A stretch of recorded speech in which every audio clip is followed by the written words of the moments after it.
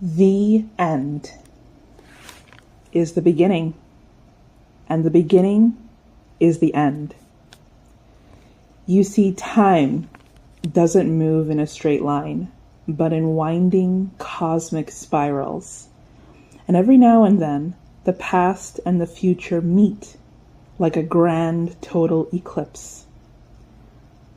Think of the times an event occurred in your life that caused you to suddenly remember with full audio and visual clarity exactly where you were and who you were 10 or 15 or 20 years ago.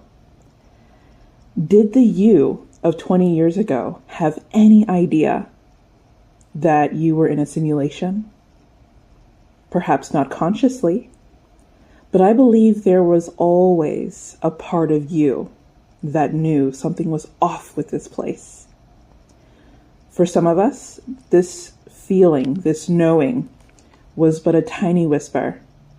For others, an unyielding roar.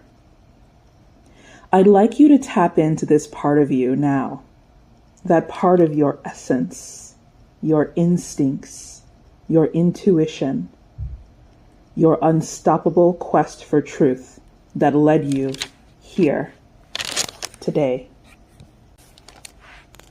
I know this has been a long, difficult, and lonely road for many of you. A journey fraught with misdirections, misinformation, frustrations, and delayed or abandoned promises of disclosure from our leaders. But that flame of inner strength still burns within you. I can feel it. That inner flame that the Matrix controllers have never been able to snuff out. And oh, have they tried. You know exactly what I'm talking about. All those times the Matrix tried to crush your spirit. And yet here you stand today. It is an honor to stand with you. This presentation will be rather difficult, for what you are about to hear will reveal just how cruel the Archons are towards humanity and each other. Gather up that inner strength, because it will soon become alarmingly clear that based on the decisions you've been making the past 5 years and the decisions you will make in the next 5 years, well, the time has come. You're either getting out or going down. Whoa, you let your feet run wild. Time has come as we all go down. Yeah, but for the fall, ooh, my heart, do you dare to look me right in the eyes? Yeah. Oh, go say we run you down to the door. Yeah, someday we run you down to you. Oh, and then we run you down to you. Oh, yeah, till you can't grow no more. And where down we go,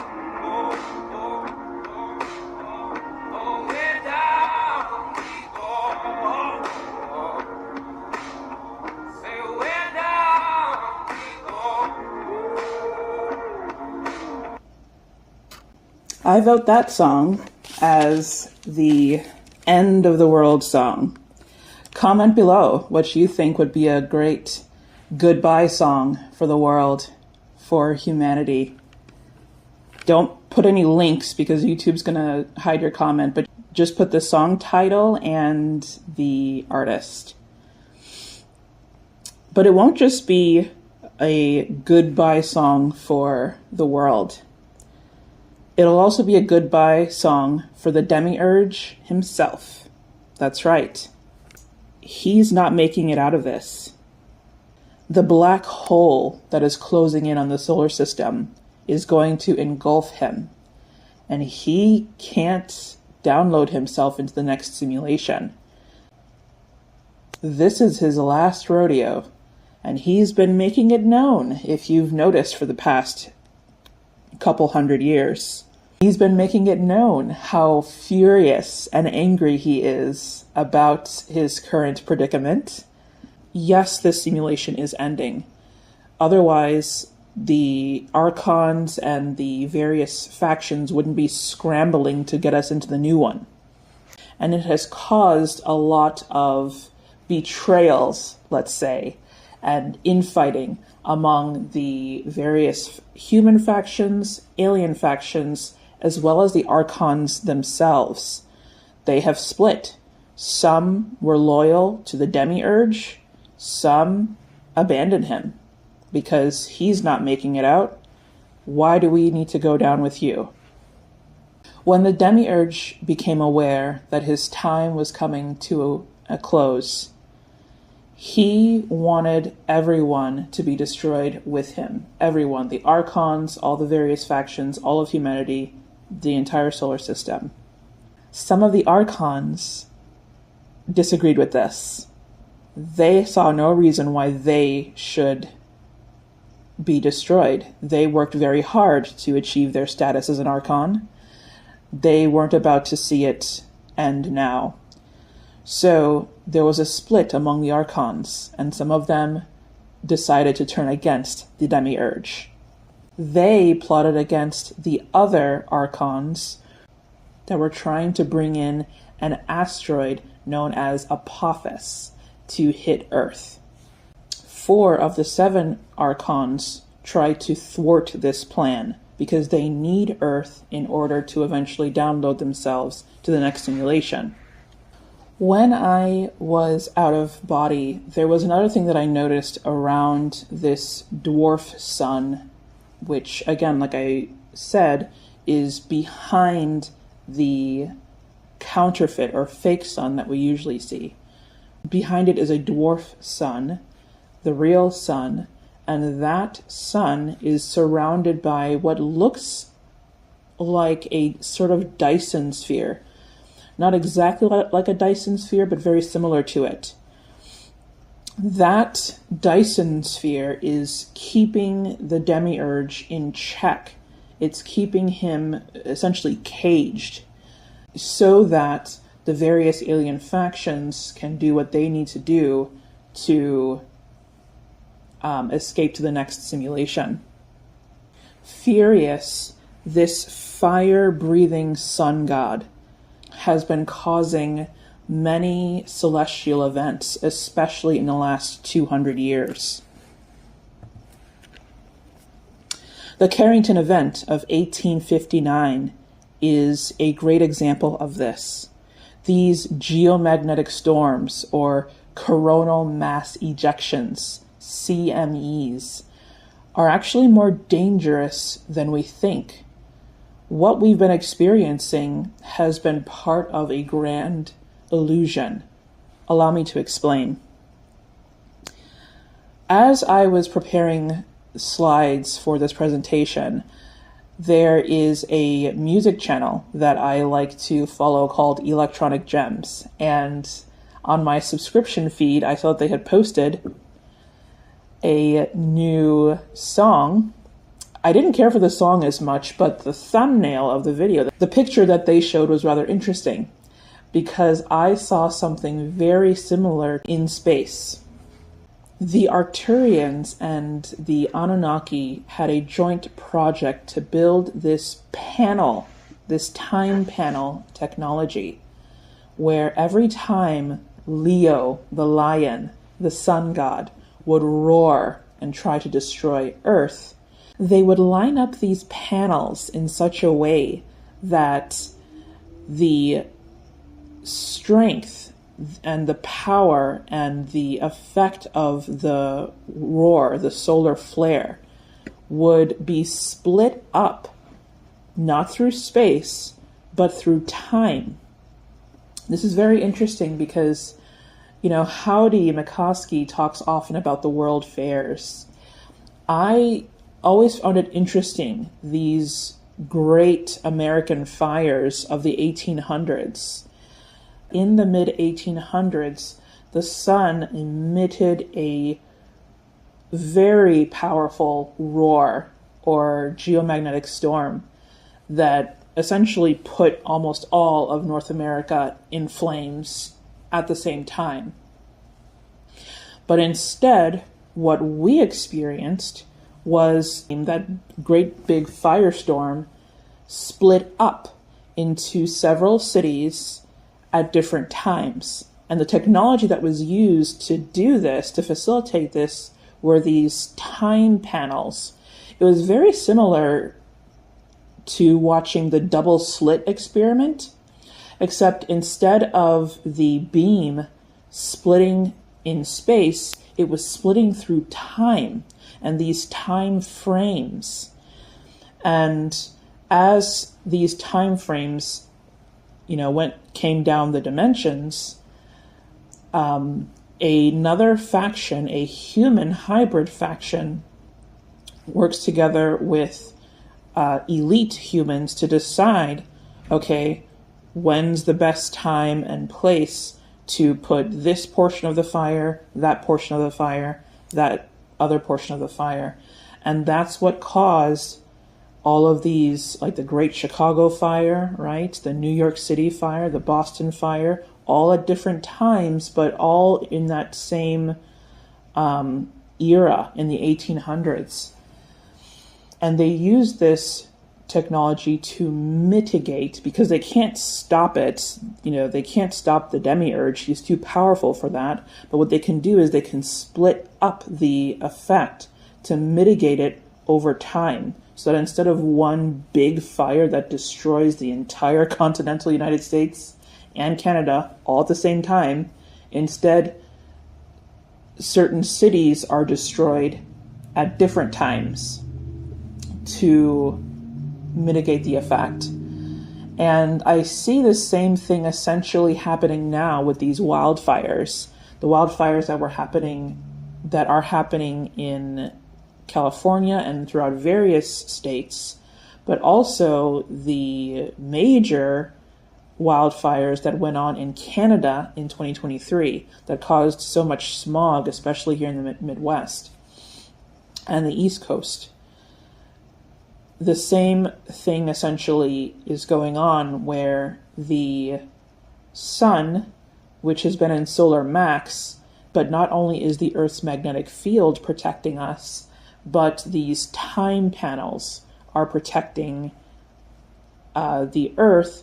So, but not because, the Anunnaki cares about us, but because they want to preserve the infrastructure for the simulation that they are building so that they can get out of here. The main point is the Demiurge is not making it out of this. He is dying. His strength is diminishing, and he's getting desperate. This summer, especially in July 2025, is going to be a peak of solar max. So expect more auroras and events, but it's not necessarily climate change and hotter weather that's causing these fires. It's these top secret multidimensional projects that are splitting the effects of the sun's rage, right? God's rage, the Demiurge's rage, so that we are feeling it in bits and pieces rather than entire continental areas being wiped out by flame. Because they still need us, the majority of humanity who's on the bottom of the pyramid. They still need the bottom of the pyramid functioning so that the top of the pyramid can lift off when it's ready to. They're not entirely ready yet, so they're going to preserve what needs to be preserved. But again, it doesn't mean that, the various alien factions, they love us, they care about us. No, they're trying to get out of here, okay? So they need to preserve their property. Okay.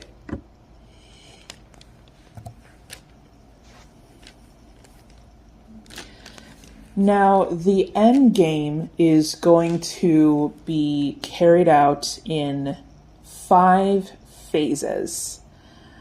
Phase 0 to phase 4. Phase 0 was the pole shift that occurred between 2009 to 2019. During this time, the poles shifted a complete 360 degrees.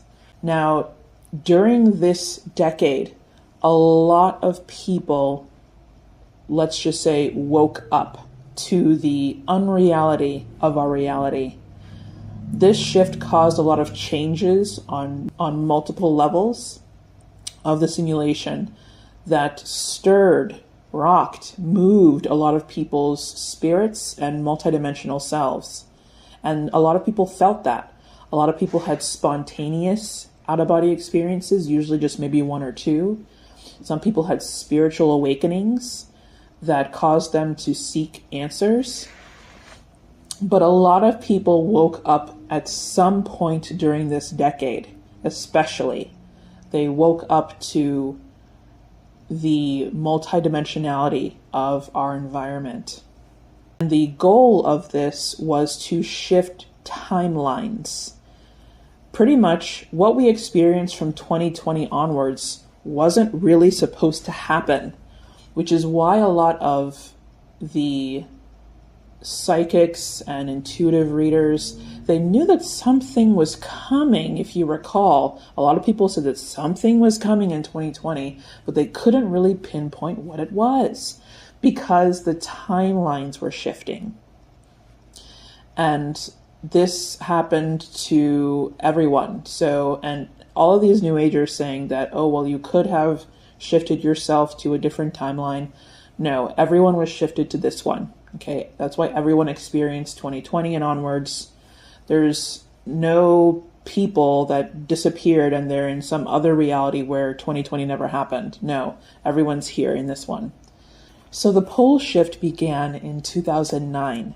And if you recall, in 2009, we were all required to change our televisions from analog to digital if you hadn't already by that time. And any analog TV was essentially shut down. This was crucial because if you kept your analog TV on and going, you would have noticed some really weird and strange things on your television screen due to the pole shift. And these weird things would have been creepy things like communicating with entities, seeing entities, and hearing voices, seeing images that didn't really make sense. They didn't want people to go through that, so they required everyone to change their televisions from analog to digital. This was also around the time when most Mandela effects began. Prior to 2009, I don't remember people arguing so much about, what was a certain show called or what was depicted on this certain item. People weren't arguing about that, not in my memory. But in 2009, especially, I noticed that people started arguing about what certain things were called and what happened in the past. It especially started around 2009 and 2010.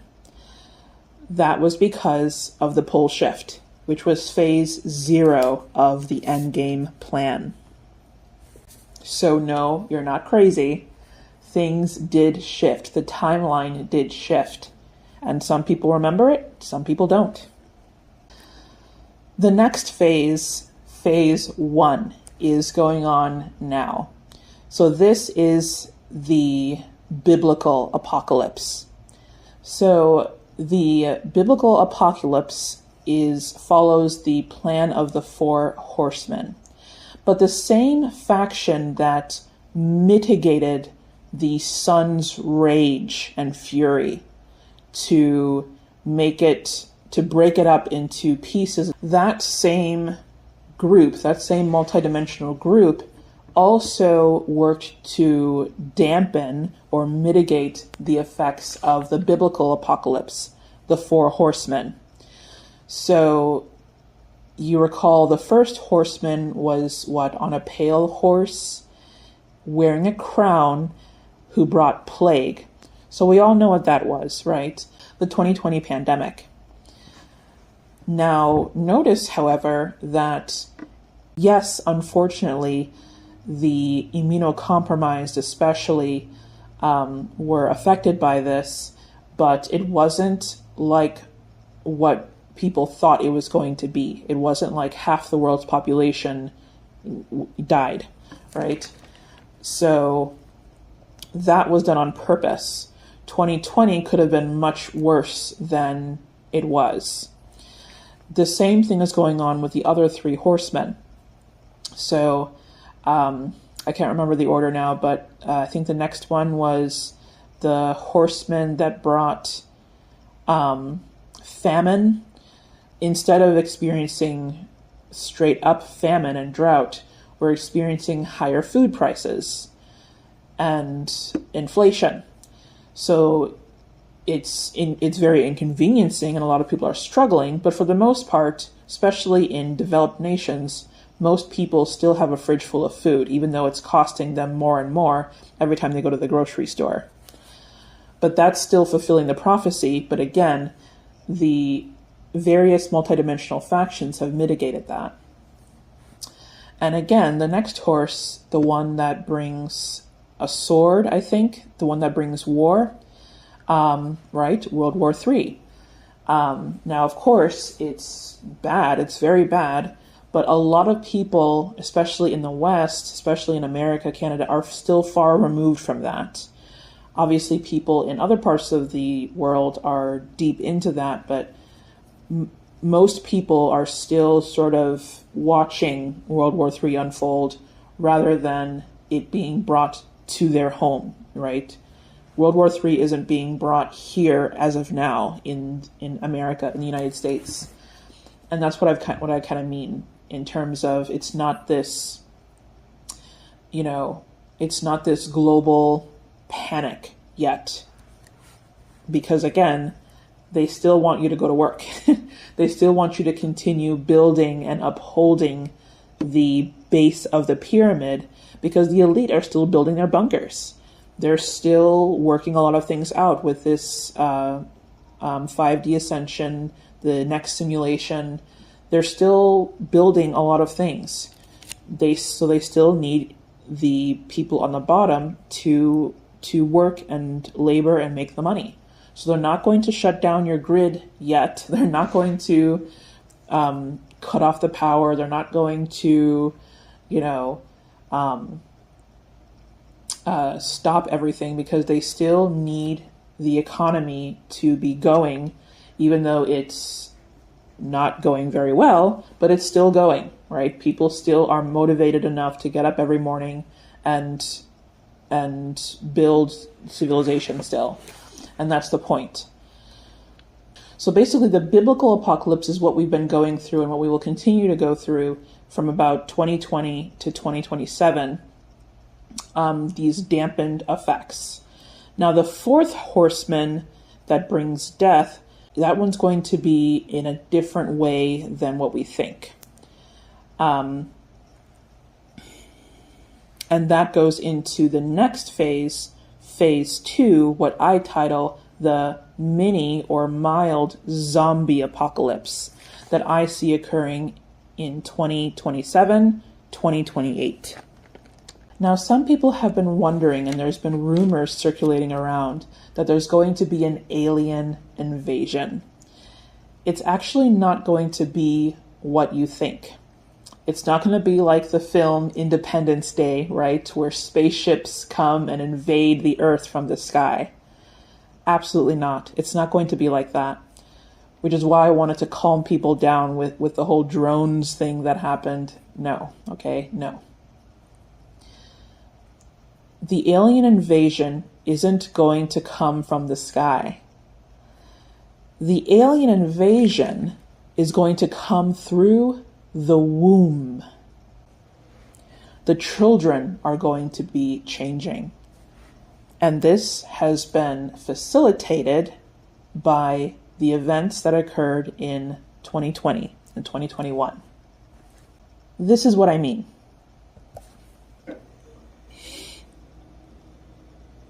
Now, when I first saw an image of a virus or a bacteriophage when I was in university, I remember that day very clearly, sitting in class and the professor pulling up an image like this.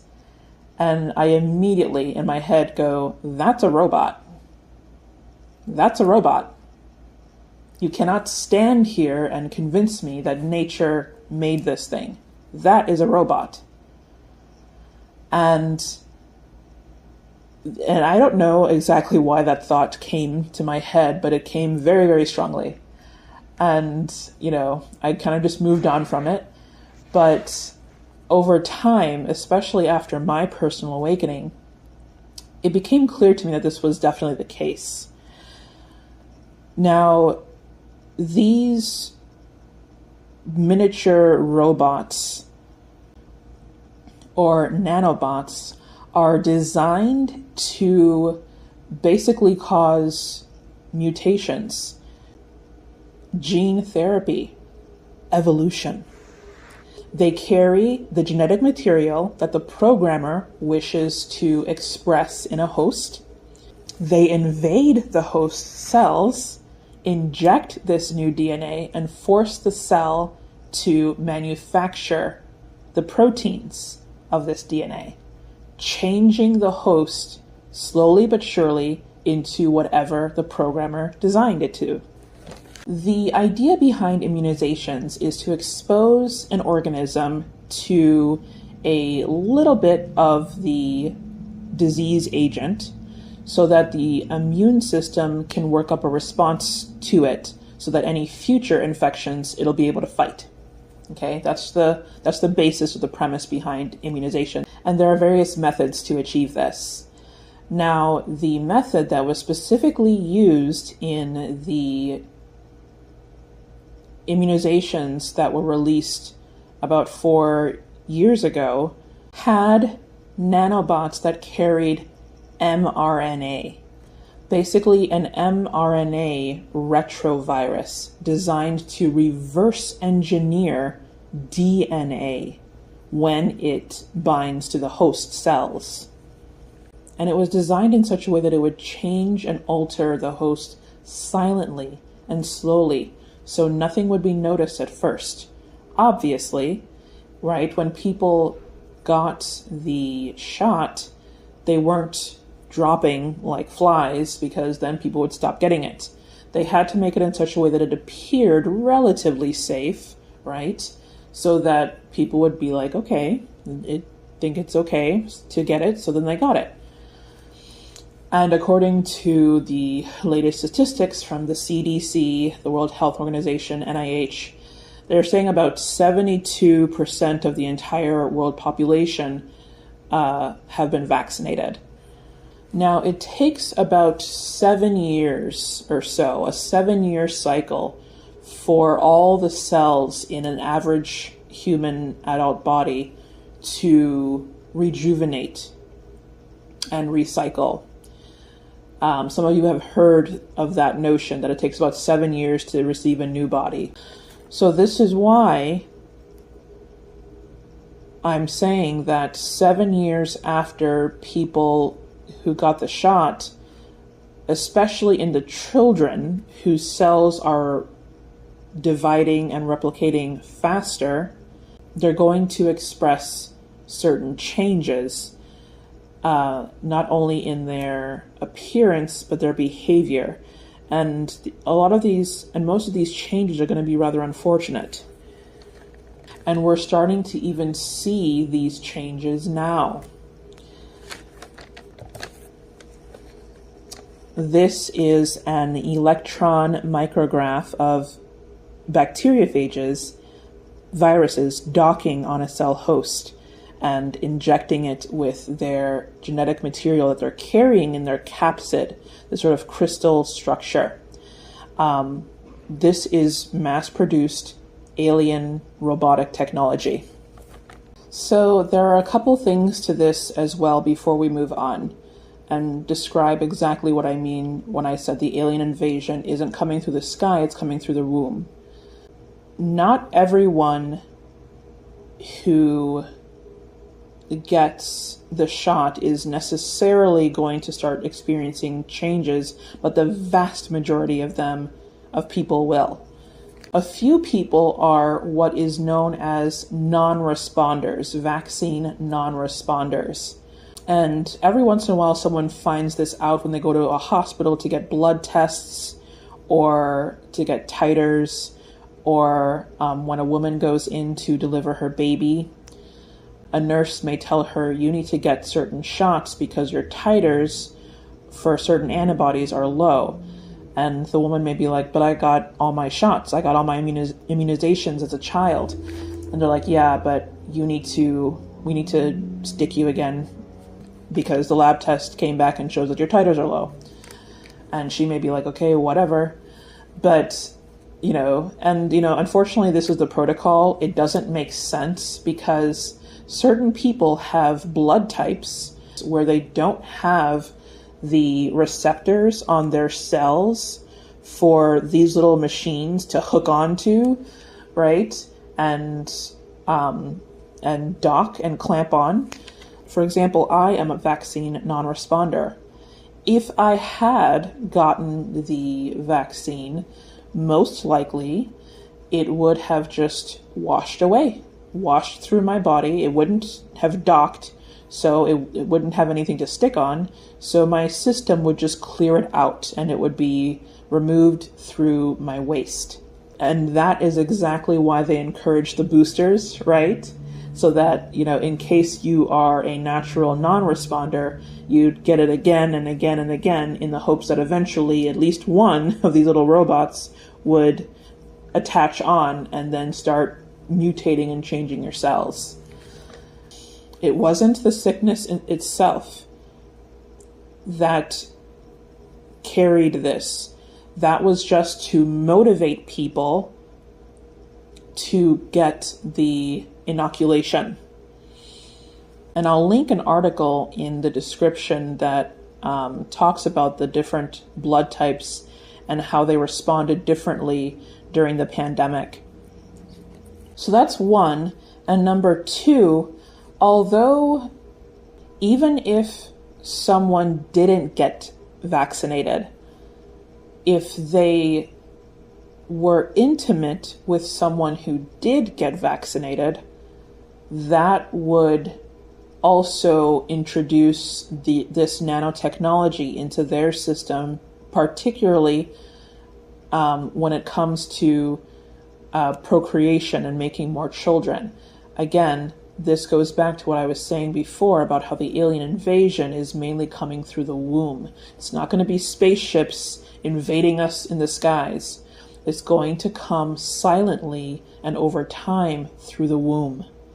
I have worked with a couple people in my sessions who unfortunately told me that although their daughter didn't get vaccinated, their son-in-law did.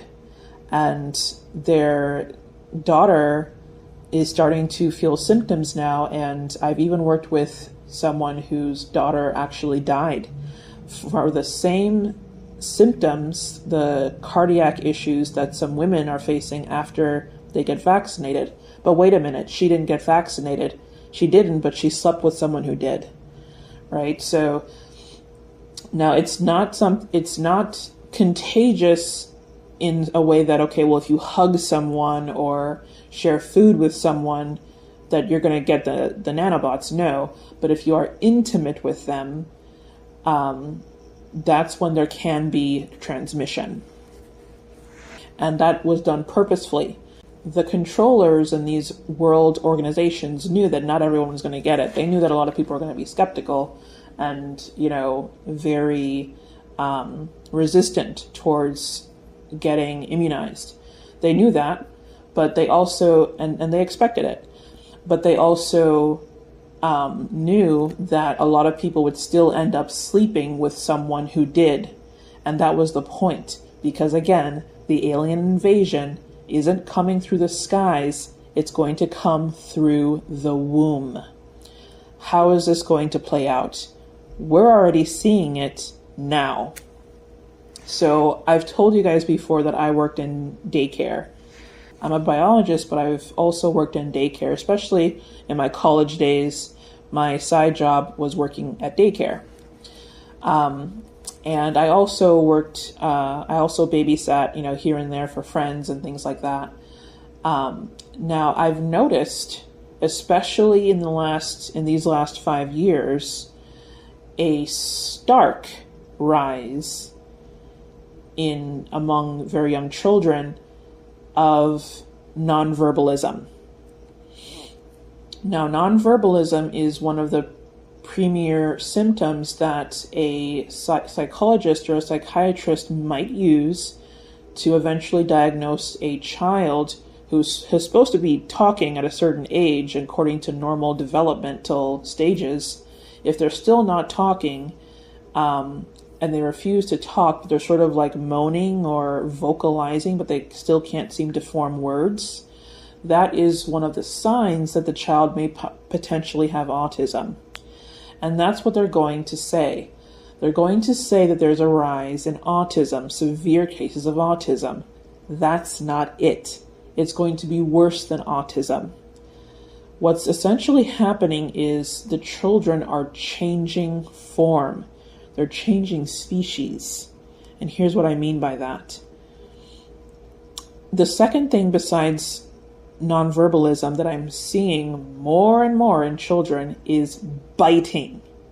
Biting. Oh my goodness. Children are biting more than ever now, especially the 2-year-olds and 3-year-olds. Oh my goodness, biting left and right. What's going on? This is also one of the symptoms that is going on with this biological change. Essentially, what is happening is the children are changing into Nephilim. Nephilim. And I'm going to show in a couple slides why, and in a later video I'm going to explain exactly who the Nephilim are. But just for the purposes of this Endgame presentation, I'll say that for a later video. The very young children, what they are essentially turning into, unfortunately, and this is why I called this the mini zombie apocalypse, what they're essentially turning into are something akin to vampires. Yes, unfortunately. So, because that's what the Nephilim are. They're essentially vampires. This goes back to, right, things like the biblical Amalekites, right? What were they doing? They were called blood lickers, blood drinkers, right? Flesh eaters.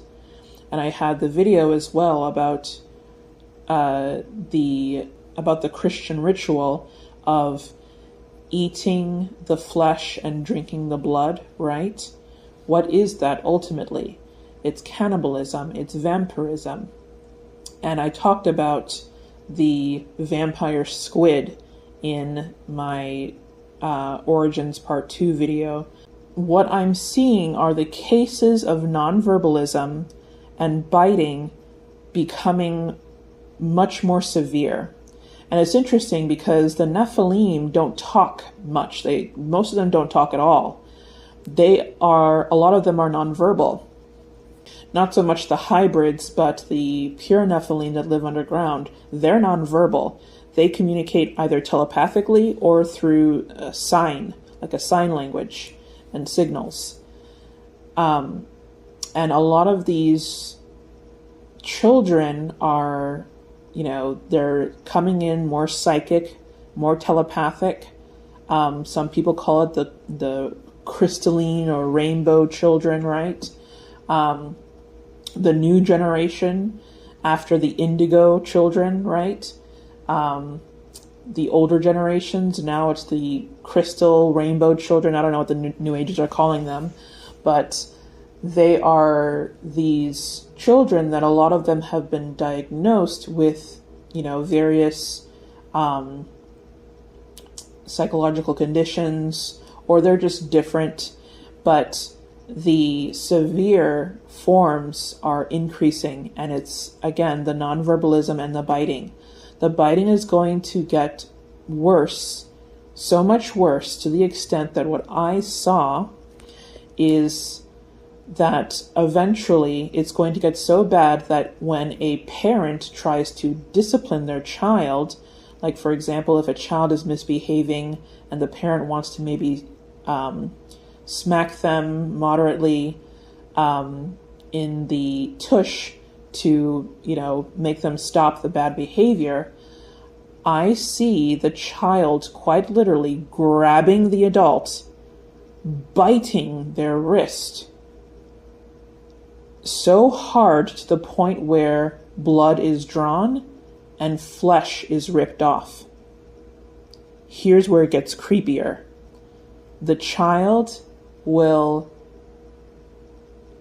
chew that flesh that he just ripped off, he just bit off. He will chew it and swallow it. In other words, the children are going to start getting a craving for raw flesh. These children are going to be very difficult to manage. They're going to throw a lot of tantrums and temper tantrums, sort of like how the Demiurge is throwing a lot of tantrums in the sky, sending all of these solar flares and CMEs and things like that, auroras, right? The children are going to be more aggressive, harder to manage. They're not going to want to be disciplined. They're not going to want to behave.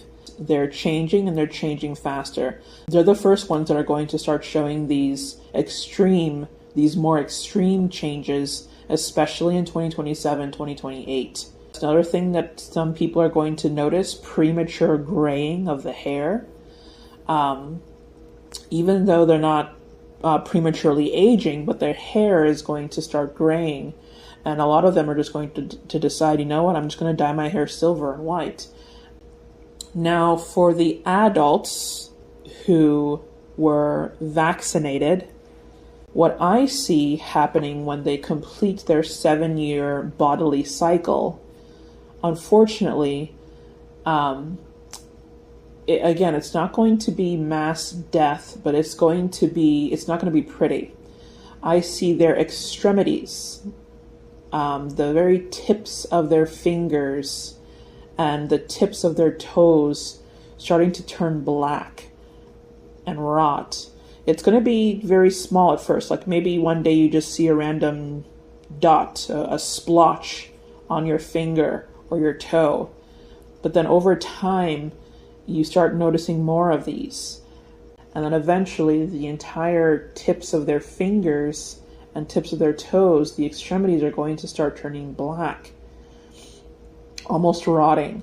And it's going to be difficult to do things like writing or buttoning up your shirt.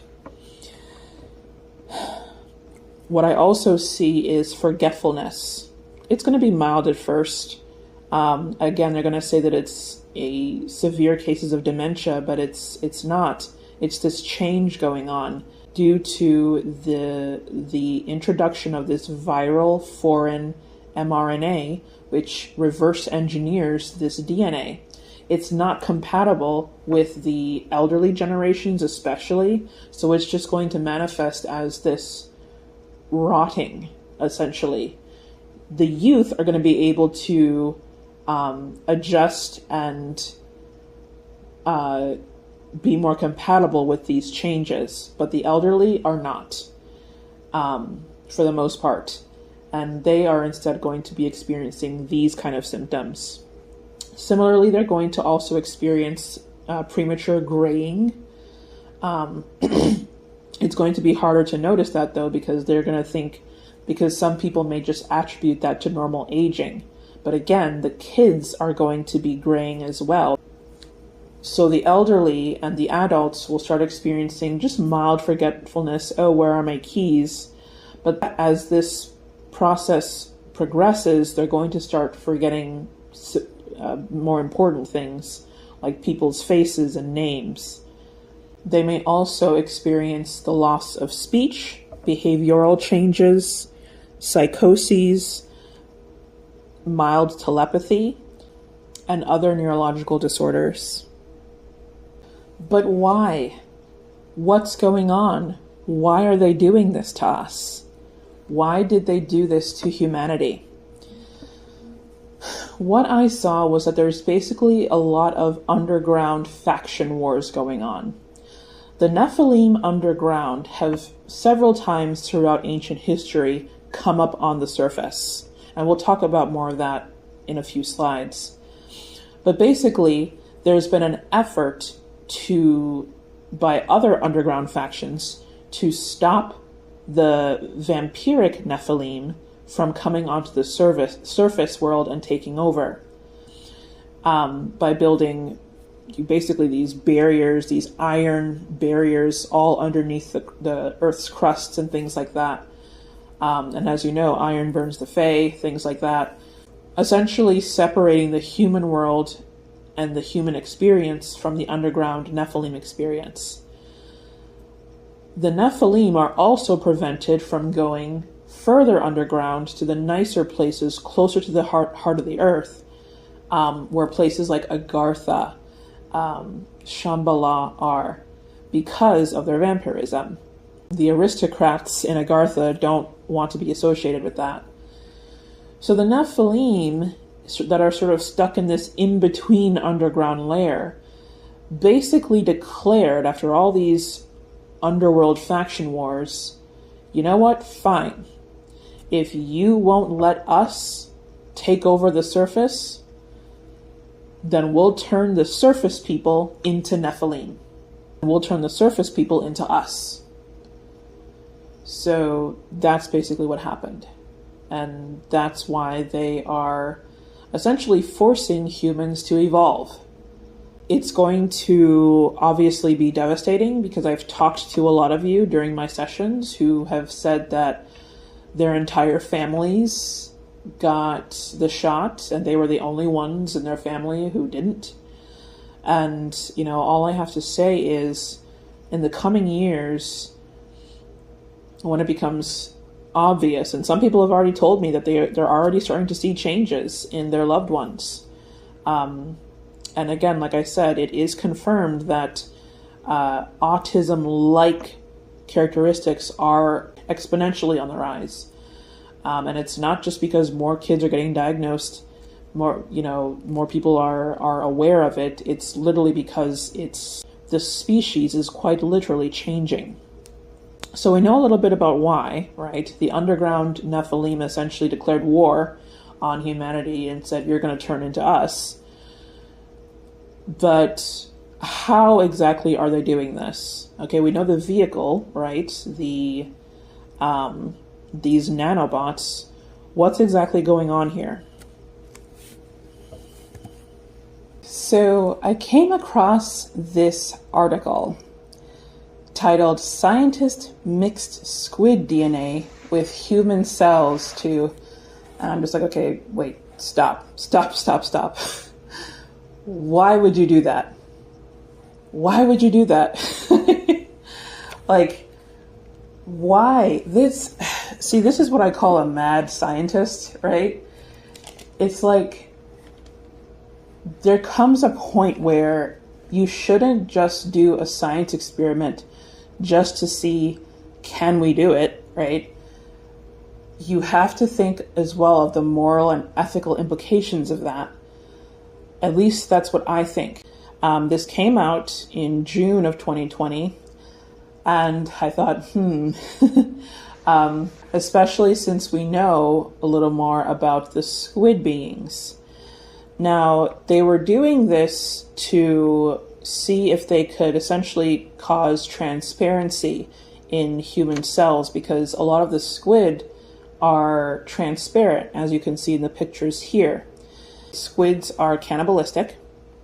They do eat each other.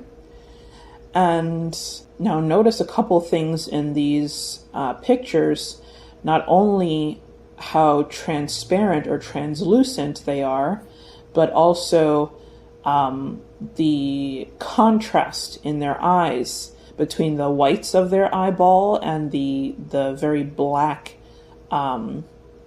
eyes, the iris. This characteristic of being translucent, almost transparent, and having a very stark contrast between the whites of their eyes and the blackness of the iris was noted in the Quran, the Islamic holy book, as well as their secondary scriptures, the Hadith. They are known in Islam as the Hur al-Ain. The Hur al-Ain are these celestial beings that have these characteristics. Could the Muslims of early Islamic Arabia have been speaking about the squid? I showed in my previous presentation the elongated helmets and crowns and headpieces that all kinds of cultures wear, but also the Muslims. I think that the squid beings are exactly who they were referring to. The Quran mentions these beings, the Hur al-Ain, these shiny, transparent ones, 4 times in their actual scriptures, and they are detailed more in the Islamic secondary scriptures, the Hadith. And here's a couple examples. The smallest reward for the people of heaven is an abode with 80,000 servants and 72 huris, or Hur al-Ain, over which stands a dome decorated with pearls, aquamarine, and ruby, as wide as the distance from Damascus to Yemen. And then the second verse, the Shaheed will have 2 wives from among the Hur al-Ain, who are so pure, youthful, and transparent that the marrow of their bones can be seen through their flesh. Well, that seems quite similar to what we see here. And of course, when I have out-of-body experiences, the anthropomorphic squid, right, they are very translucent. They look very much like that, where you can see their inner structures through their flesh. So it appears that Islam promises, obviously it's geared towards men, it's promising wives to faithful Muslim men among these squid beings, the squid women. But what I saw is that every time a Muslim dies and goes up into the astral processing center, he sees the squid women in the higher levels, they laugh at him like, you're not touching us, and he's thrown back down to be reincarnated. And he goes through the whole process of a memory wipe and things like that. So Muslims, particularly Muslim men, are expecting to be greeted and welcomed by these squid wives, right? But they're not going to get it. They're going to be reincarnated like everyone else. But this is, again, one of the tactics that religions use, something to look forward to or anticipate, but it's all just to keep this reincarnation cycle going. Now, that's part of the first stage of it, but there's a second stage. Why squid specifically? Why didn't they hybridize people who got the shot with a different alien faction? Well, it's particularly because the squid beings are very compatible. Their biochemistry, their constitution is compatible with cybernetics, and I will explain why in the next slide. These people, the humanoid draconians, are compatible with technology, cybernetics, robotics, bionics. They are compatible with cybernetic augmentation of their bodies. And that is part of this long process of eventually changing humanity, this multi-step process of changing humanity's DNA to make them compatible for the upcoming cybernetic and robotic changes, which is going to be the next phase, phase 3 of the Endgame. And this is supported in the Bible as well as theosophy.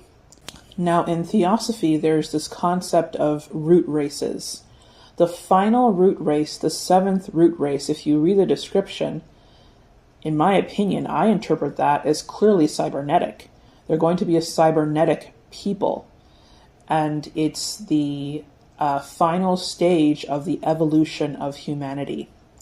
Not a cybernetic race that is coming, again, there's not going to be some alien invasion in the sky, but a cybernetic race that people are becoming. And that's facilitated, again, by the contents that were within that vaccine. All right, let's look at some Bible verses that can support this proposal. So in the book of Revelation, it prophesies that in those days, the last days, people will seek death but will not find it. They will long to die, but death will elude them. What do they mean by that? They're talking about the artificial immortality that's going to come with these new cybernetic bodies. So after the vampiric changes, after that is going to be the cybernetic changes. The vampiric changes are essentially just an in-between step for the next phase. When people become cyborgs, they won't be able to die. They'll have more strength and speed, of course, but they won't be able to die. They won't be able to make too many decisions for themselves. They'll still have some free will, but they'll be more diminished because now they have this thing in their head that can receive radio signals, commands. So, but they're also going to be still self-aware. So they're going to be like, okay, well, I'm being told to do something and I can't control myself to stop. That's going to be the saddest part. They're going to be fully aware of this. And another sad part is that they won't be able to taste the sweetness of fruit or smell a pleasant aroma anymore, because the new cybernetic bodies won't come with those kind of features. So they'll still be consciously aware, but they won't have the human experience that they're used to. This is corroborated in 1 Corinthians 15, where it is described there are heavenly or celestial bodies and there are earthly bodies. The glory of the heavenly bodies is different from that of the earthly bodies. Our earthly bodies, which die and decay, will be different when they are resurrected, for they will never die. Our natural human bodies sometimes disappoint us, but when we are raised, the new bodies will be full of glory and power. Now, most people will interpret this as it's talking about your spirit, but this is actually talking about the rapture. Christians will think that they will be raptured and they will be given new heavenly robes. The New Agers call this 5D ascension, when they will receive their 5D bodies. The 5D bodies, all the channelers have been telling you the same thing, that humanity will shift from 3D carbon-based organic bodies to 5D silicon-based crystalline bodies. Silicon is the material that's used in, obviously, Silicon Valley to build tech. The new bodies, the 5D bodies, the heavenly robes will be cybernetic. And by the time people figure that out, the Christians and the New Agers who are going to fall for this, it's going to be rather too late. Now, before we get into phase 3, the cybernetic portion of this, let's go back to exactly what the Nephilim were up to and why they wanted humanity to forcefully evolve against their will and knowledge. So a lot of people were called conspiracy theorists in the beginning when they were talking about the whole Wuhan lab leak theory, right? But of course, now, many years later, they do acknowledge that they were doing gain-of-function research at the Wuhan Institute of Virology. And it's funny because some individuals, like this person here, Ralph Barrick, are kind of shooting themselves in the foot by saying, oh, well, it's still not technically gain-of-function research because we over here at the University of North Carolina, Chapel Hill, are doing research experiments making chimeric viruses. And I'm like, what? That's worse. Chimeras. Oh my goodness. Again, this mad scientist thing going on with mixing squid and human DNA. It's like, what? But anyway, I wanted to know specifically what was going on under Hubei province, where the Wuhan lab is. I've told you guys before, whenever something strange is going on the surface, look underground. Underground, underground, underground. What did I find underground? I told you guys before to remember Emperor Wu of Han and the Xiongnu in the video where I introduced the concept of the squids and the draconians. Now, Emperor Wu of Han was a 2nd century BCE emperor who drove out the Huns, or the Xiongnu. And again, this is going back to that whole red versus white conflict that's been going on since the beginning of, draconian history, apparently. But when the emperor drove out the Xiongnu, let's just say they never got over that. They went underground and continued to ferment an eventual rise, a victorious return to the surface world. And they have many times. The emperor reigned during 2nd century. This was 100 years after the Great Wall of China began to be built. What were they building that for? They had a vampire problem as well. It wasn't just regular raids and, just to protect the Silk Road. They had a problem with these very tall, giant beings who would terrorize the cities. And there's legends about this throughout Asian lore. Now, the underground has several layers, and a lot of the secret societies are in operation. I've mentioned before, just briefly, about certain factions like the Black Dragon Society of Japan and the Tibetan Green Dragon Society. We'll come back to those in a bit. Within underground Hubei province, there are various criminal organizations. Underneath that are more military and research facilities. And then on that same level and even further below are secret societies.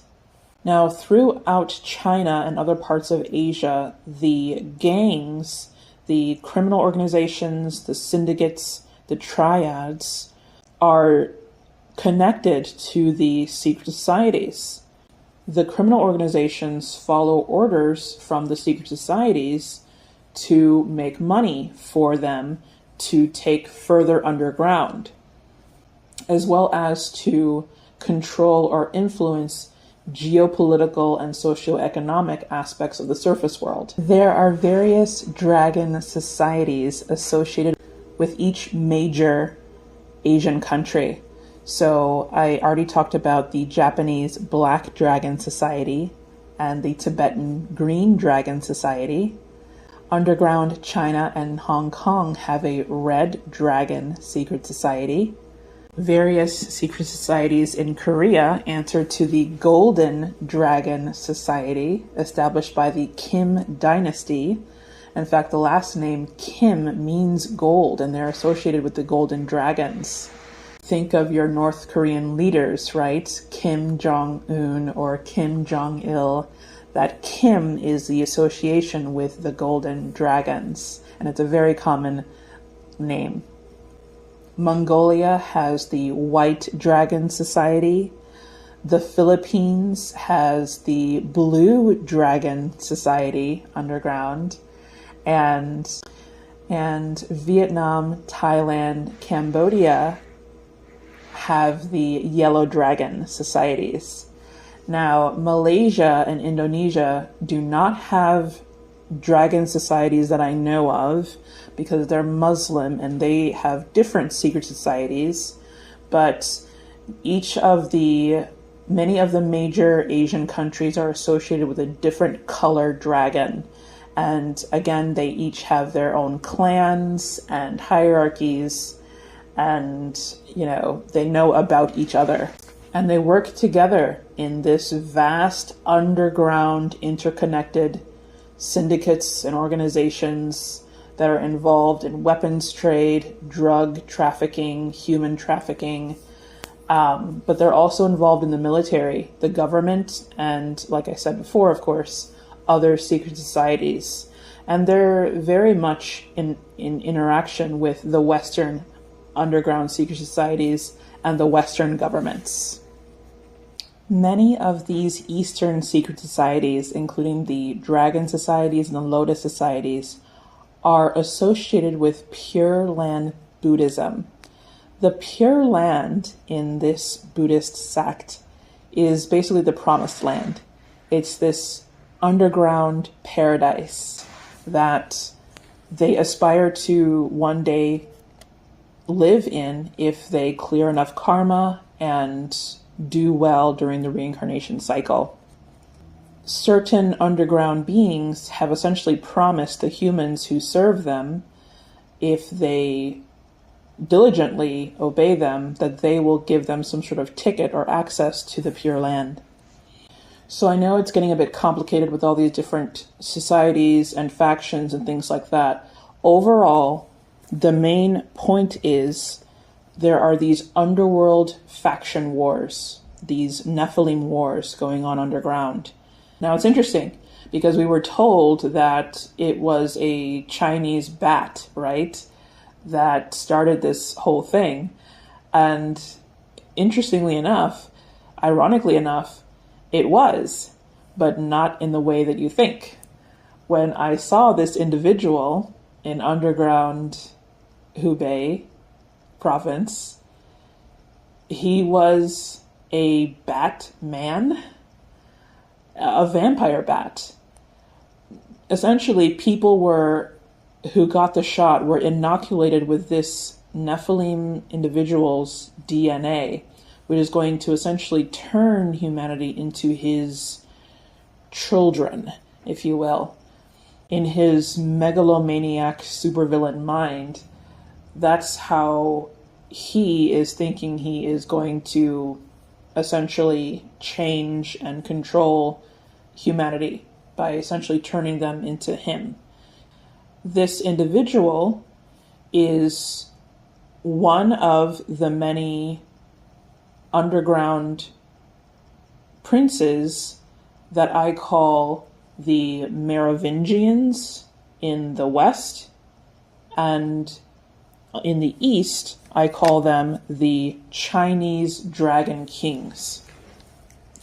Now, these Chinese Dragon Kings look the same as the Merovingians, pretty much. They are tall, usually have fair to tanned skin. I noticed that the Western branch tends to have more tannish skin, whereas the Eastern branch has very stark, pale skin. They have long white hair or silver hair. And I am convinced that they were the inspiration of many characters that are found in Japanese anime, cartoons, comics, video games, series, movies, shows, because it's throughout multiple stories. these characters that usually have powers, are very tall, and have long white hair. My first encounter with a being like this was in an out-of-body experience I had when I went underground here in the American Midwest, and I saw a man, a very tall man who had tannish skin, but he had this very, very white hair. He seemed like he was some sort of royalty. He had all these guards around him, and he was walking by, and then he stopped and met these humans. I'm not sure if they've been living there or if they were kidnapped from the surface, but this individual, this Merovingian, he had these powers, these abilities to control the branches and the roots of trees, and he used that power to make these tree roots emerge from the ground beneath him, literally crack through the rock and wrap around these people. And I think he was trying to squeeze the life out of them or something. And I was like, whoop, okay, I'm out of here. Okay. But the point is, these guys are merciless and you don't want to encounter them. A lot of different human secret societies and factions worship them because they think that they will have the key to getting further underground to the promised land and what is known in the East as the Pure Land. But the activities that people need to do their bidding is awful. These are crimes against humanity. But obviously, these Nephilim dragon kings do not care. Remember, at the end of the day, their truest form are draconians.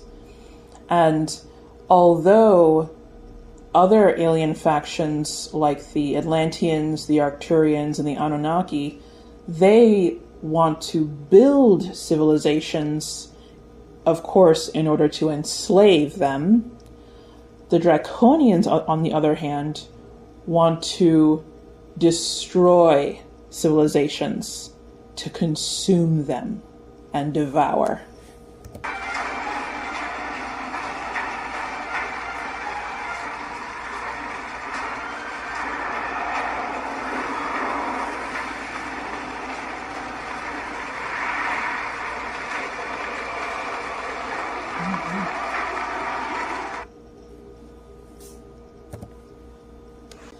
Now, just like in the West, how anyone who wants to claim Western European royalty, anyone who wants a seat on a throne, like let's say the British throne, you have to prove that you are a descendant of Charlemagne. Now, Charlemagne was a Carolingian. The Carolingians are servants to the Merovingians. It used to be the Merovingians dynasty, but then it became the Carolingian dynasty. It wasn't an overthrowing like history tells us. It was just a changing of the guard because the Merovingians all wanted to go underground. They were granted permission to go underground. So they wanted the Carolingians to continue on maintaining their power. So, just like how anyone in the West must prove that they are related to Charlemagne and the Carolingian dynasty, and indirectly, therefore, the Merovingians, similarly, anyone who wants to rule throughout Asia must prove they are a direct descendant of the Chinese dragon kings in underground mainland China. This includes, even if you want to be an emperor of Japan, ultimately, you have to prove that you are a descendant of the Chinese dragon kings.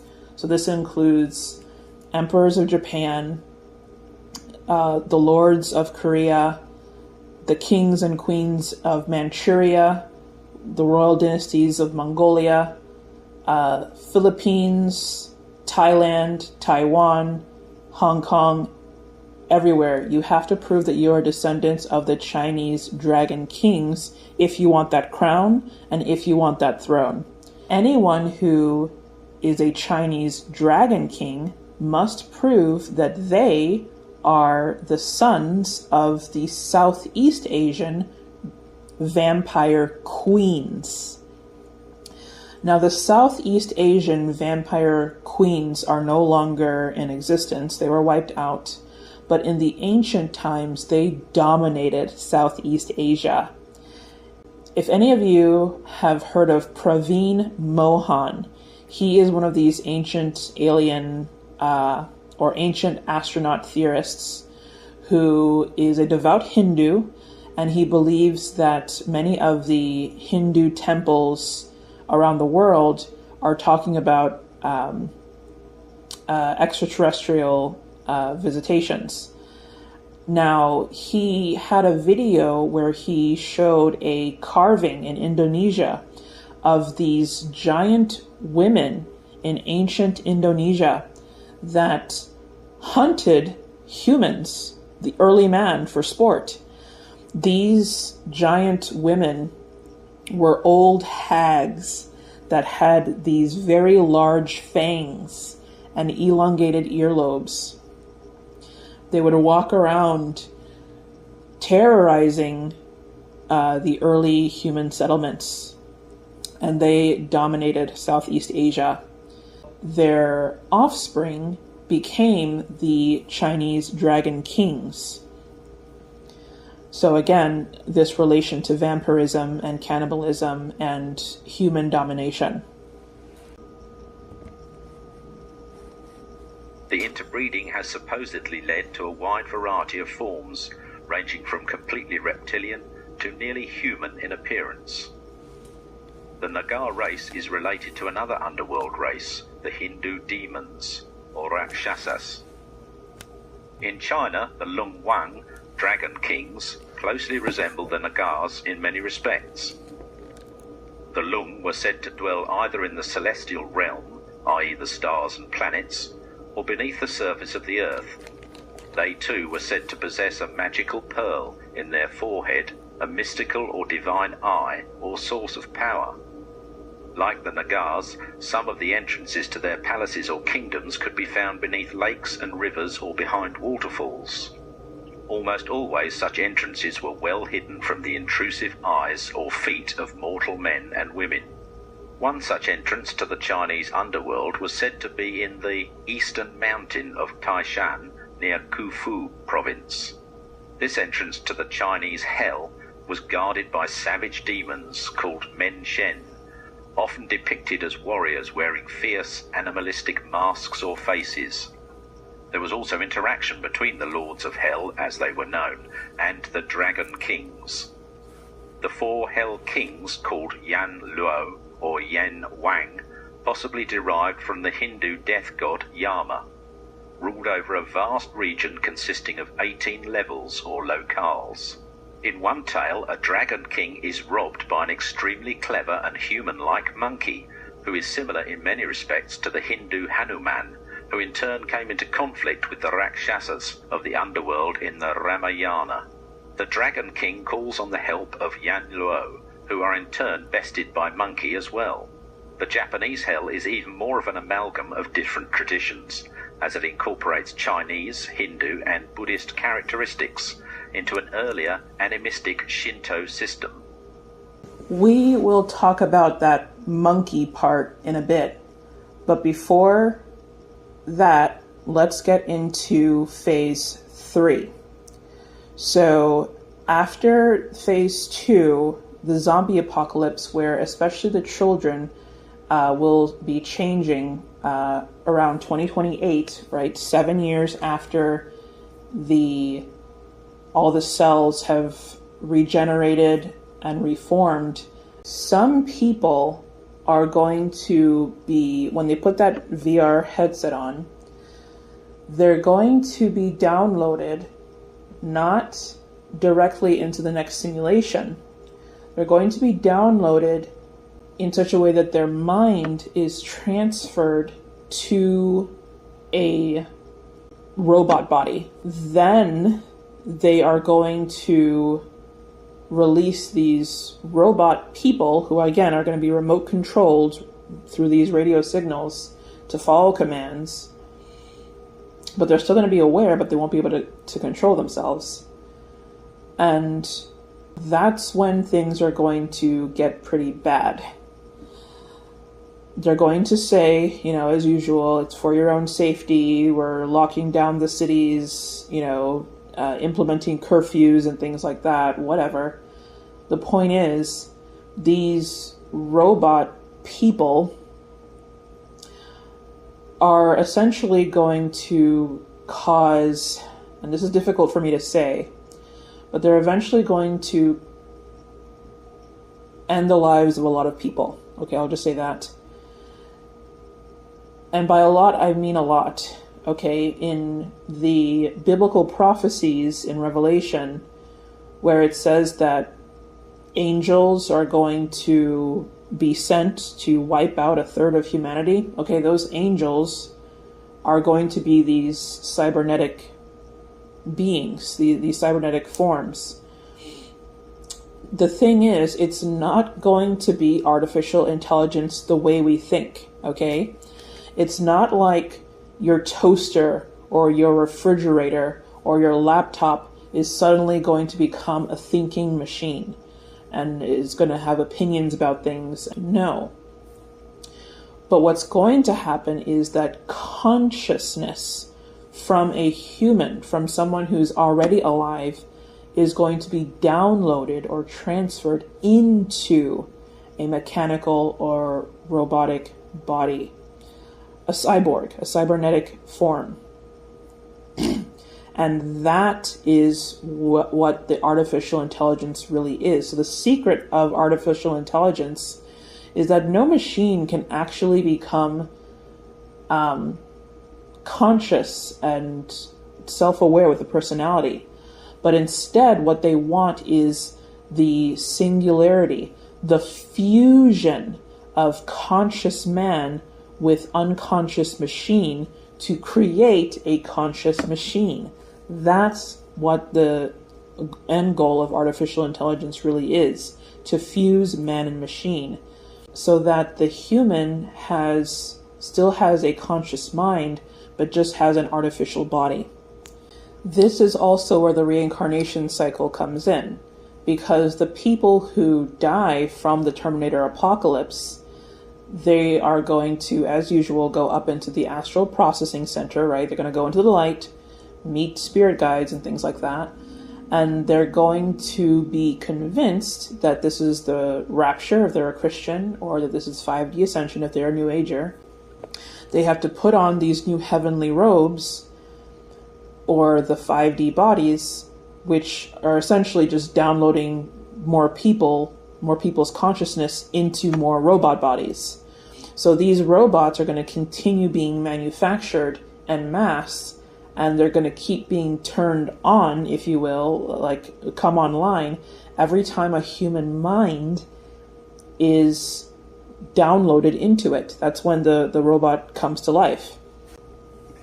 Let's talk about artificial intelligence. In a recent op-ed column, you said, and I quote, "Success in creating artificial intelligence would be the biggest event in human history. Unfortunately, it might also be the last." Are you saying that robots are going to destroy humanity? And is that a scientific argument or the pitch for an amazing movie? There's a story that scientists built an intelligent computer. The first question they asked it was, "Is there a God?" The computer replied, "There is now," and a bolt of lightning struck the plug, so it couldn't be turned off. Holy shit, that's the most terrifying story I've ever heard. Yes. In the beginning, there was man, and for a time, it was good. But humanity's so-called civil societies soon fell victim to vanity and corruption. Then man made the machine in his own likeness. digital frontier to reshape the human condition. Replicants are like any other machine. They're either a benefit or a hazard. Thus did man become the architect of his own demise. Try to create a suit of armor around the world. Artificial intelligence. You're all going to die down here. Human beings are a disease, a cancer of this planet. You are a plague. We are the cure.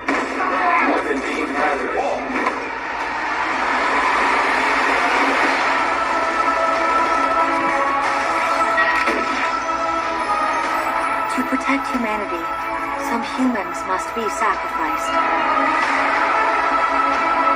To ensure your future, some freedoms must be surrendered. What's the problem? I think you know what the problem is just as well as I do. It can't be bargained with, it can't be reasoned with, and it absolutely will not stop. I was designed to save the world.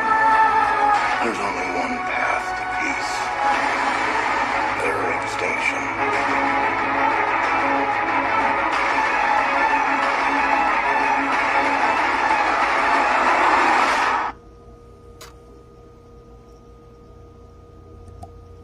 The Mars simulation, which is phase 4.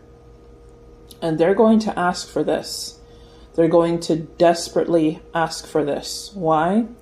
Because like I said before, as a robot, as a cyborg, they aren't able to taste the sweetness of a fruit or smell the pleasant aroma of a flower or feel warmth, from sunlight or anything like that. They are going to miss and yearn for the human flesh experience. They're going to remember it fully. And they're going to be told by those same spirit guides, oh, well, you can't become a human anymore, right? Like we said, you graduated from the Earth School, but we will give you a new form. We will give you a new body that's going to be similar to what you experienced on Earth as a hominid, as a Homo sapien, but you will be a different species. This new simulation is going to be on Mars. As the Earth simulation is shutting down, they're going to transport people to Mars. Now, it's not going to be like, a rocket through space to Mars. No. Just like how people were downloaded into this Earth simulation, they're going to be downloaded into the Mars simulation. The idea behind it is to put people into a simulation, basically pretending to be on Mars and doing all the activities associated. You guys can make anything happen. Yeah. Now, when people find themselves on Mars, they're going to find that they look a little different. They're not going to be Homo sapiens anymore. They're not going to be hominids. Instead, they're going to have a form that basically resembles a monkey. That's because this form is going to be more compatible with the Mars atmospheric conditions, the gravity, the pressure, the biology, the ecosystem of the new world. And they've been giving plenty of hints about this. As some of you know, a few months ago, they recently erected a 90-foot tall Hanuman statue in Texas. They say that this is the Statue of Union, just to encourage diversity and union across cultures and religions. But the true meaning behind this is to get people ready for the transition from hominid to Hanuman. And when you read stories like the epics in the Hindu scriptures, like the Ramayana, that talk about a race of beings called the Vanaras, who are depicted as these monkey people, it was interesting for me because throughout my out-of-body travels and my research into history and archaeology and things like that, I've never seen these monkey people here on Earth. Throughout all my travels underground, all my research, no archaeological bones of a monkey man or a monkey person. I've never seen these monkey people underground. Were they exterminated? Were they eliminated? Did they just disappear? These stories are very specific, and it seems that this was a worldwide species. And I realized these monkey people, this monkey race, was not on Earth. Instead, they were on Mars. So when people are going to be downloaded into the Mars simulation, they're not going to be downloaded into the Mars of today, which is just this sandy, dusty, barren wasteland. They're going to be downloaded into the Mars of the past. The Mars of the past did have water, vegetation, and life. And in that context, that's where people are going to be downloaded into. It's essentially going to be their future, but in the past, the Mars of the past that was habitable. And I notice in the depictions of the Vanaras, like what you see here, you can already tell that there's differences. There's already a social stratification going on. The monkey person that you see next to Lord Rama, one of the incarnations of Vishnu, he looks more like a hybrid, right? And he gets to sit next to the god, the Deva, and do this sort of, it looks like he's writing or doing some sort of scholarly work next to him.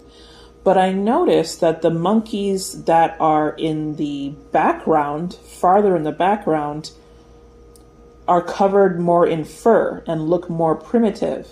And they get to do the hard manual labor, right? Carrying the big rocks, moving the stones. So you can tell that there's already a hierarchy even among them, right? There's going to be a very similar kind of social hierarchy, caste system, and stratification where the monkeys that look more like the gods, right, get to sit at the right hand and do more easier work, whereas the monkeys that are farther away, they get to do the more difficult labor. And the other point that I wanted to make about this was that, again, when I was looking underground, I didn't see any monkey people, but I did see other cryptids. I saw ape-like people underground, for example, in underground India, as well as underground United States. I saw the Yeti, right? The cryptid in the Himalayas. The Yeti is also throughout the Pacific, the Pacific west coast of the United States, underneath the Rocky Mountains, and going all the way down into South America with the Andes. They're underground, that entire mountain range, mining. And also Bigfoot and Sasquatch. Now, those beings cannot talk. They were never genetically modified to be able to talk. They were made from genetically modified gorillas. They don't talk. They can understand simple commands, but they mine and do tough labor underground. There's not many of them. Many of them have been replaced by robotics now. So there's not too many of them, but they are there. But nowhere have I seen monkey people. But that made me wonder, where is this story happening then? These stories of these monkey people, the legend of Lord Hanuman.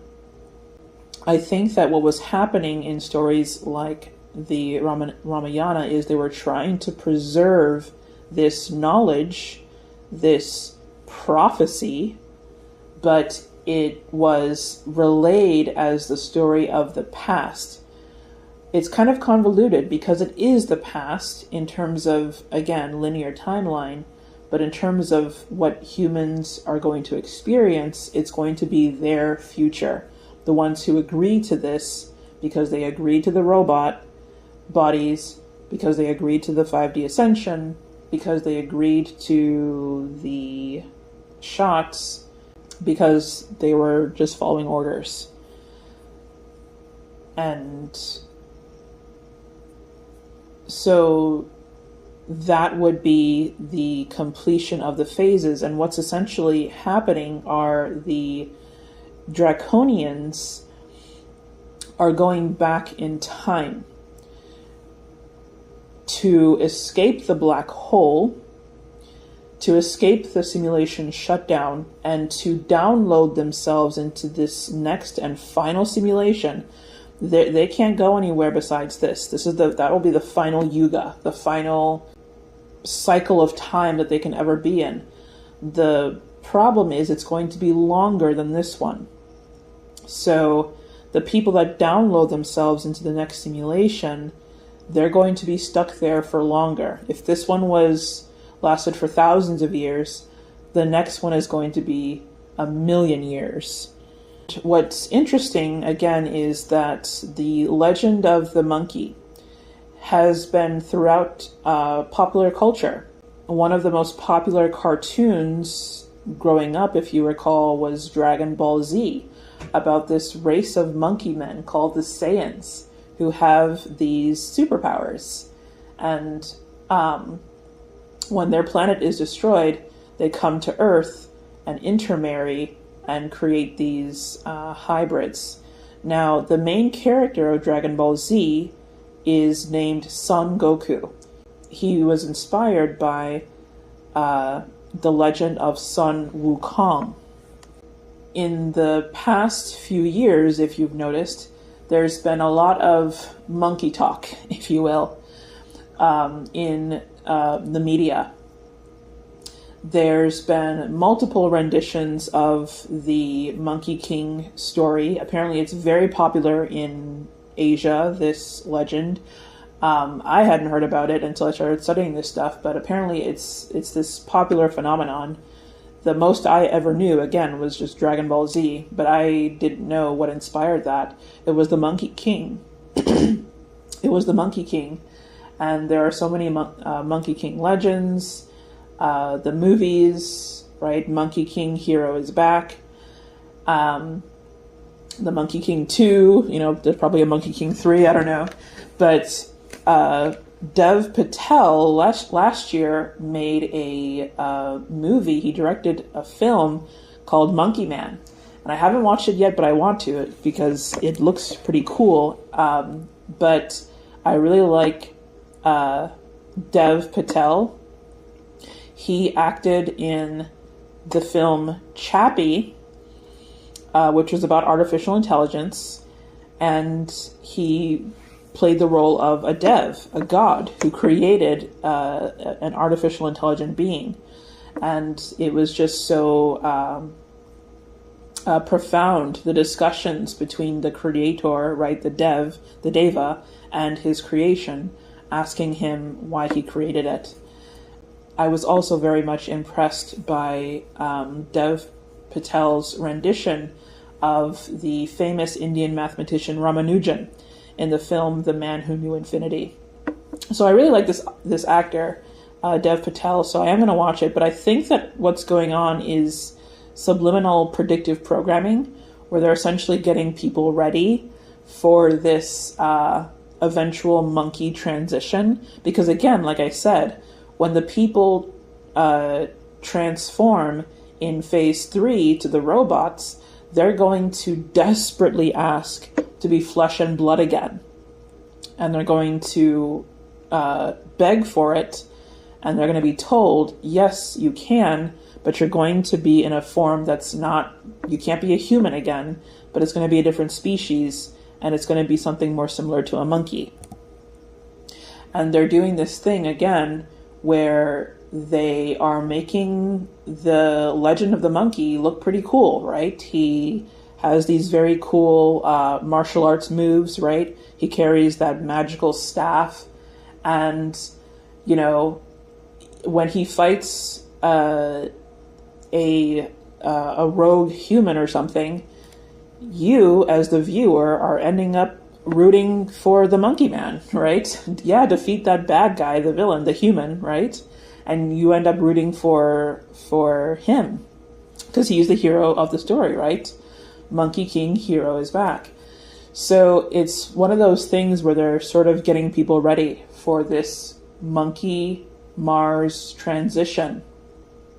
Now, I haven't watched the latest Planet of the Apes films. I think there's been like 3 of them, that's been coming out these past few years.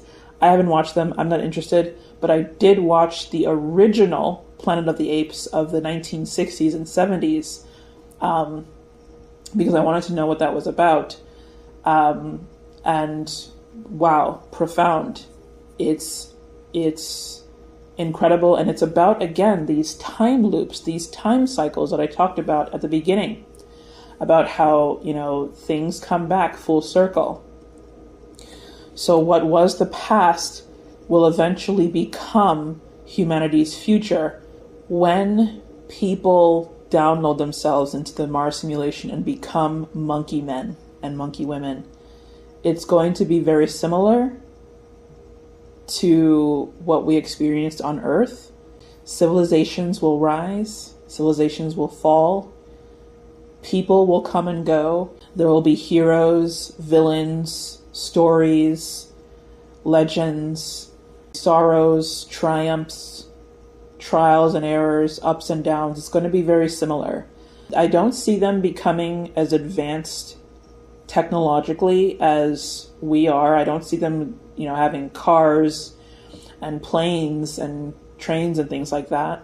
It's going to be similar to what we saw in the original Planets of the Apes series, where they lived more natural lives in tree houses and things like that.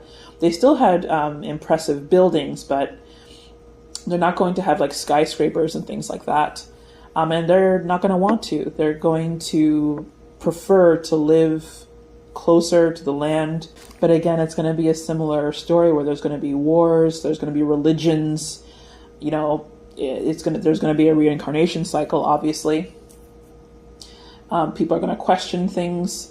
I don't see too many of the monkey people waking up to the bigger picture of, oh wow, we're in a matrix. There are going to be a few, but it's going to be even less than our little community here, which is going to be pretty sad, because that matrix is going to last even longer. It's going to seem like it lasts longer due to the time dilation. So in conclusion, the Endgame is going to unfold or unravel in these various phases. We've already gone through the pole shift. We are currently going through the sort of dampened biblical apocalypse, right? And then in the next few years, I see us going through the zombie apocalypse. I call it a mini or mild because not too many people are going to necessarily die there. It's just going to be a lot of visible changes in the behavior and the psychology and symptoms of people who got the shot 7 years after their body essentially processed it and all their cells replicated. And all of their cells went through that turnover process and incorporated that reverse engineered DNA. And that's when it's going to start really blooming and showing what that really was. But again, some people are already seeing those changes now. in their friends and family members who got the shot.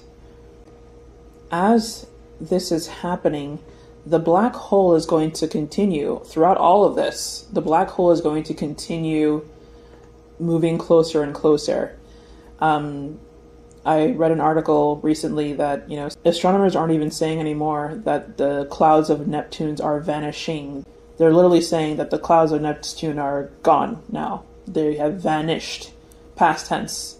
It's not, happening anymore. They're gone. So it's only a matter of time before Neptune itself goes bye-bye. So throughout all of this, the black hole is still closing in to shut this entire simulation down, which is exactly why the controllers are rushing to get this next simulation going.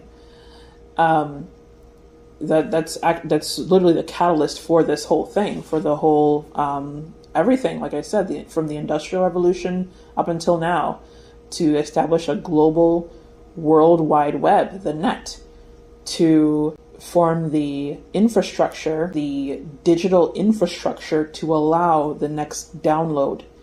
It was all to escape the black hole. And again, the Demiurge isn't coming. He can't escape. Which is why there's been all these regime changes and all this, craziness going on. And all the wildfires, all of the city fires. There's so much going on. One thing is going to be very clear. Right before the Terminator apocalypse, there's going to be a slight enough decrease in the Earth's atmosphere, because again, just like Neptune's clouds are all gone, more and more planets are going to experience the eventual tugging away of their atmospheric gases. That's also going to be on Earth. It's going to be very obvious and announced worldwide, just as the pandemic was. It's going to be very obvious, but they're going to initially say, don't panic, don't buy any oxygen tanks or gas masks, things like that. And at first, most people won't. But then a few months later, I see people fighting in the streets for oxygen. Think of how now, if you go to pump air into your car tires, in a lot of places it's free, or you have to put a quarter in, whatever. People are going to be fighting over those things. People are going to be fighting over those machines that pump air into your tires. They're going to be fighting over that because air is going to be the number one most fought after thing in the future, in the not too distant future. So when they say don't panic, that it's just a temporary dip in oxygen, it's going to go away, that's when you know to buy a couple oxygen tanks for your home and a couple oxygen masks for your family, for yourself and your family, before it becomes impossible to a few months down the road. Don't buy it now. It's going to be as obvious as the 2020 situation was. Everyone's going to know about it. But when everybody is sort of like, whatever, don't panic yet, that's when you know to get your oxygen mask, when it's still cheap and on the market and no one's fighting over it yet. So, I talked to a lot of people that said that they warned their family members, don't get this thing, and they got it. So, the best you can do is just be there for them as they go through this change. Tell them do not put on any VR headset, and that, whatever happens to them, if they see a white light tunnel, don't go into that light. That's the best that you can do. And to keep yourself safe. If you think that going underground is going to be the safe thing for your family, when those opportunities open up, again, I talked about the underground Iowa, right? Trump's Iowa State Fair. But I see that one filling up pretty fast. I don't see too many people getting a ticket to that one, but there's going to be others. But the point is, if you think that moving to another location is the best option, it's going to be one of those things where it's going to be obvious and you're going to have plenty of time. So it's nothing to panic about now. But before the panic begins, when the various world's changes start being announced, at that point, then you can decide with your family what you want to do. So there's definitely going to be a lot of changes, and especially in the late 2030s going on to the 2040s, there's going to be a lot of chaos. But if you were able to stand your ground in these past 4 or 5 years, you'll be able to stand your grounds in the coming years. So some people may wonder, how do we get out of here so that we can avoid being downloaded into anywhere? The number one most important thing is avoiding the white light tunnel. This is why I really promote out-of-body experiences, because having out-of-body experiences quite literally desensitizes the system to your energetic signature. When I was having spontaneous out-of-body experiences in the beginning in 2018, I saw that white light tunnel about 3 times. And there was a slight pull towards it, but I didn't go in, obviously. But but that's the thing. It's quite easy to resist as long as you know about it. But after those first 3 times, I've never ever seen that white light again. That way, when you actually die, you're not going to see that white light. This is going to be crucial. That way you have time to orient yourself and then go inward, underground, bypass all of the underground cities, don't get distracted. Just go down, down, down to the Earth's core. There's nothing that you have to find. It's just following gravity, Just keep going down. Eventually you'll get to the center of gravity, which is the Earth's core. Now, some people may ask, why go to the Earth's core? Isn't this all a simulation? Isn't it all fake anyway?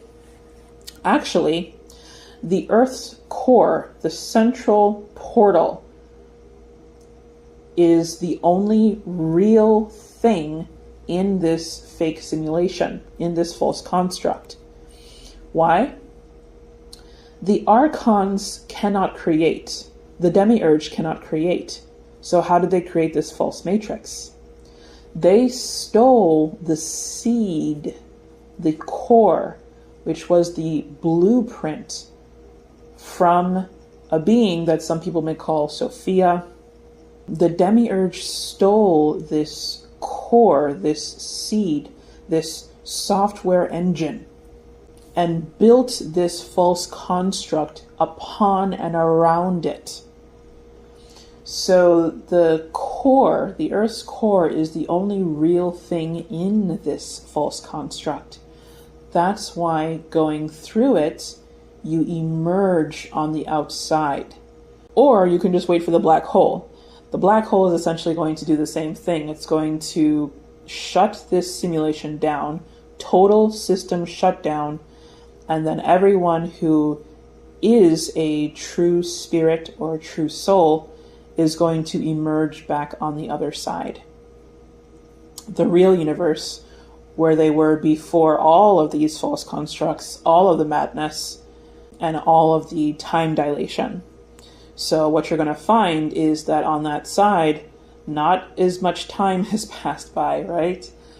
Perhaps only a few weeks have passed by since you were submerged into this subspace or false construct. That few weeks translated to several hundred lifetimes for a lot of people, right? But that's the time dilation, right? So it's going to be even worse for the next simulation.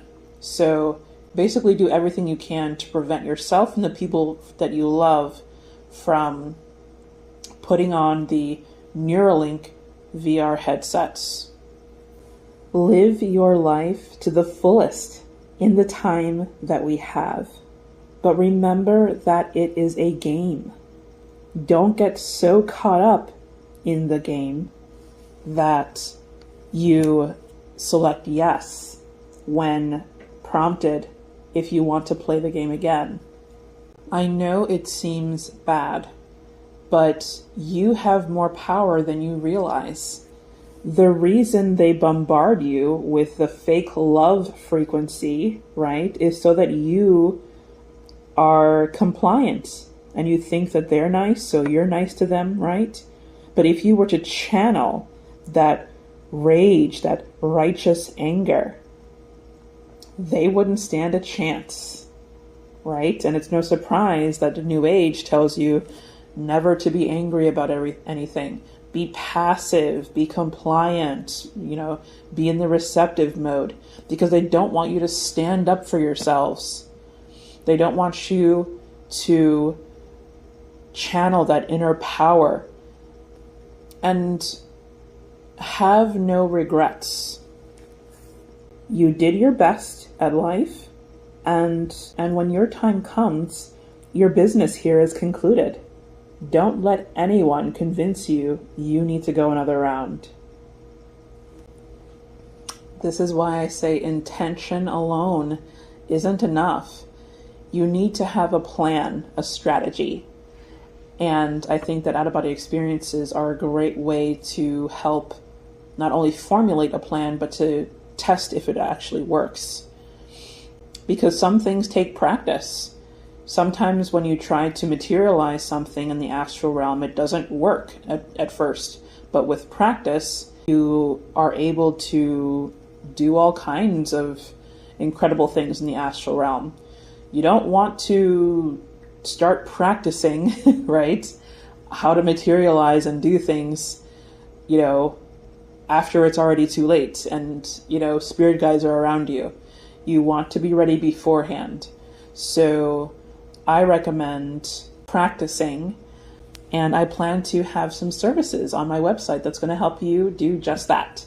In the meantime, consider becoming a VIP or MVP member by filling out the membership form in the description. I plan to start having YouTube live streams hopefully soon. They were supposed to be started last month, but I was delayed. Members get discounts on all my services and sessions, as well as the opportunity for direct interaction with yours truly. I do have a new service available now, a 12-card spread.